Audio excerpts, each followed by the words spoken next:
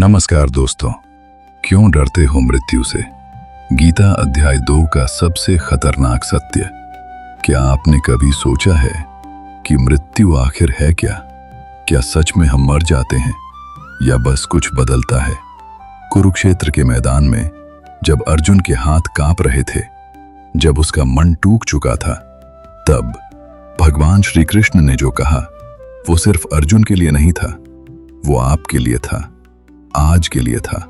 और अगर आपने ये समझ लिया तो डर, दुख और मोह सब खत्म हो जाएगा।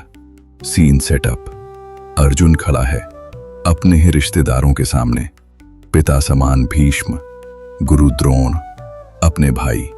उसके हाथ से गांडीव छूट जाता है। वो कहता है, मैं नहीं लड़ूंगा। यही है इंसान की सबसे बड़ी कमजोरी, भावनाओं में बह जाना। आत्मा अमर है। श्री कृष्ण मुस्कुराते हैं और कहते हैं, तू जिस चीज के लिए दुखी हो रहा है वो कभी नष्ट होती ही नहीं। आत्मा न जन्म लेती है न मरती है। जैसे इंसान कपड़े बदलता है वैसे ही आत्मा शरीर बदलती है। तुम्हारा शरीर तुम नहीं हो, तुम वो हो जो इस शरीर को देख रहा है। मान लो तुमने सपना देखा, सपने में तुम रो रहे हो, डर रहे हो, लेकिन जैसे ही नींद खुलती है तुम समझ जाते हो ये तो बस सपना था। ठीक वैसे ही ये जीवन भी एक सपना है और मृत्यु नींद खुलने जैसा है।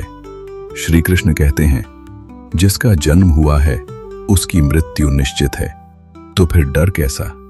हम डरते क्यों हैं?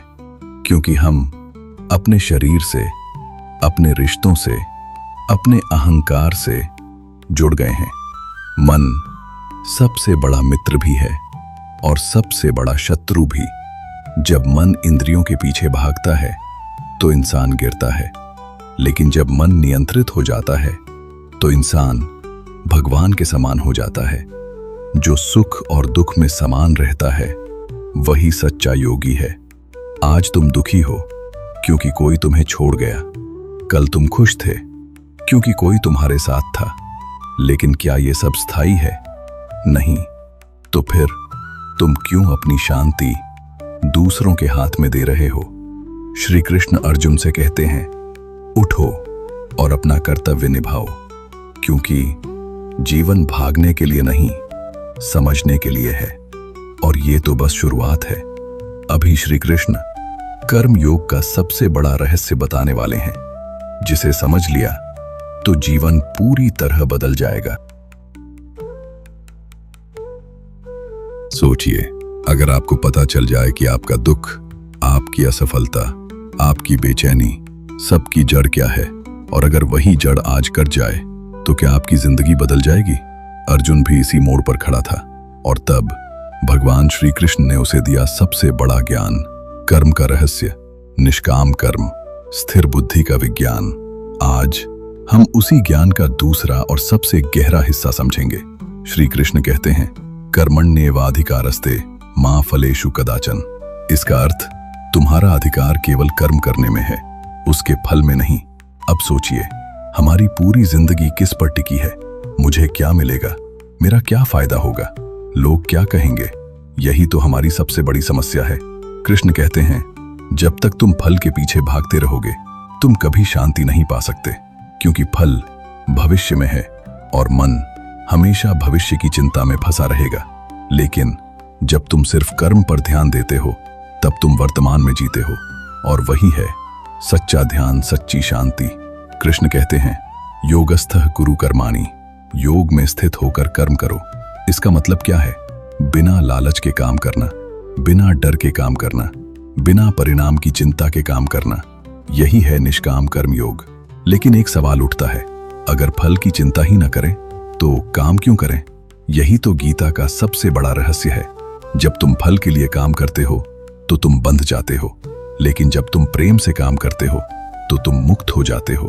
फल की इच्छा बराबर बंधन, समर्पण से कर्म बराबर मुक्ति। सोचिए, एक कलाकार जब सिर्फ पैसे के लिए काम करता है तो वह थक जाता है, लेकिन जब वह प्रेम से काम करता है तो वही काम ध्यान बन जाता है। कृष्ण कहते हैं, सिद्धे सिद्ध्योः समो भूत्वा। सफलता और असफलता में समान रहो। ये बहुत कठिन लगता है, लेकिन यही असली योग है। अगर सफलता में तुम उछल जाते हो और असफलता में टूट जाते हो, तो तुम अभी भी परिस्थितियों के गुलाम हो। योगी वही है जो हर परिस्थिति में स्थिर रहे। सफलता आई तो अहंकार नहीं, असफलता आई तो निराशा नहीं, क्योंकि उसे पता है मैं केवल कर्म करता हूं, परिणाम भगवान के हाथ में है। अर्जुन पूछता है, हे कृष्ण, स्थिर बुद्धि वाला व्यक्ति कैसा होता है? कृष्ण उत्तर देते हैं, जो व्यक्ति अपनी इच्छाओं को छोड़ देता है, जो अपने भीतर ही संतुष्ट रहता है, वही है स्थित प्रज्ञ, जिसे सुख में लिप्सा नहीं, जिसे दुख में पीड़ा नहीं, जो राग और द्वेष से मुक्त है। जैसे समुद्र जिसमें हजारों नदियां गिरती हैं, फिर भी वह शांत रहता है, वैसे ही इच्छाएं आती हैं, जाती हैं, लेकिन जो व्यक्ति स्थिर है वह विचलित नहीं होता। कृष्ण चेतावनी देते हैं, इंद्रियां बहुत शक्तिशाली हैं, अगर तुम उन्हें नियंत्रित नहीं करोगे तो वे तुम्हें भटका देंगी। मन इंद्रियों के पीछे भागता है और वहीं से शुरू होती है गिरावट। सोच, आसक्ति, इच्छा, क्रोध, भ्रम से विनाश। लेकिन जो व्यक्ति अपनी इंद्रियों को नियंत्रित कर लेता है, वही सच्चा योगी है। तो आज आपने समझा कर्म का रहस्य, निष्काम कर्म योग, सफलता असफलता से ऊपर उठना और स्थिर बुद्धि का ज्ञान। अगर आप इस ज्ञान को सिर्फ सुनेंगे नहीं, बल्कि जीवन में उतारेंगे, तो आपकी जिंदगी बदल सकती है। क्योंकि गीता सिर्फ एक ग्रंथ नहीं, यह जीवन जीने की कला है। अगर आपको यह ज्ञान पसंद आया, इस वीडियो को लाइक करें, चैनल को सब्सक्राइब करें और कमेंट में लिखें, जय श्री कृष्ण।